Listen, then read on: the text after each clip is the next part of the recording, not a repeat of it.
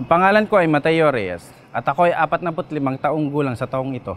Mula noong 2020, biglang sa panahong iyon, sa tuwing tumitingin ako sa TV o sa telepono, nagsimulang lumabo ang aking mga paningin.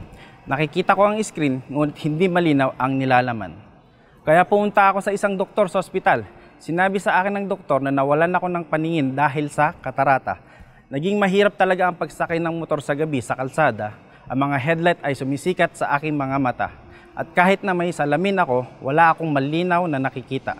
Nagpunta ako para sa isang check-up sa hospital at kumuha ng reseta. Ang sabi ng doktor, kung walang improvement pagkatapos uminom ng gamot, kailangan kong sumailalim sa operasyon sa mata para sa magkabilang mata. Matapos makumpleto ang isang kurso ng paggamot, nananatiling pareho ang aking mga mata. Nakaumbok pa rin, malabo at lumuluha. Nag-aalala ako na baka kailangan ko ng operasyon sa pagkakataong ito. Sa kabutihang palad, habang nanonood ako ng TV, isang araw napadpad ako sa isang clip ni Dr. Will na pinag-uusapan itong herbal effervescent tablet na tinatawag na Ice Blue.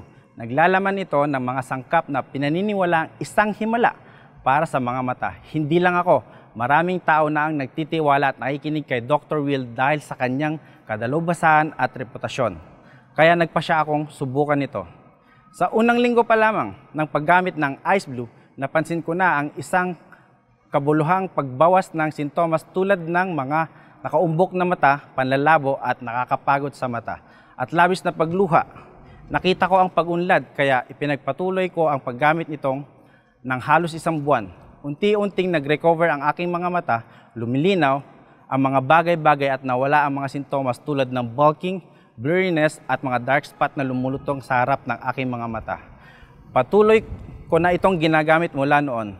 Tunay na ang Ice Blue ay tila isang himala sa paggamot sa mga kondisyon ng mga mata. Ito ay ganap na herbal na produkto at nasubok na sa kaligtasan kahit para sa mga pasyenteng may high blood pressure na tulad ko. Hindi ko na kailangan ng operasyon na lubos na nagpaginhawa sa akin. Ang operasyon na hindi lamang magastos ngunit nagdadala rin ng maraming panganib. Ang rate ng tagumpay ng operasyon upang mapalitan ang katarata ay mababa at ang mga panganib ay mataas. Itinuturing kong napakaswerte ko. Inaasahan ko rin na ibahagi ang pamamaraang ito mas maraming tao upang ang mga nahihirapan sa katarata ay gumaling at maibalik ang kanilang paningin.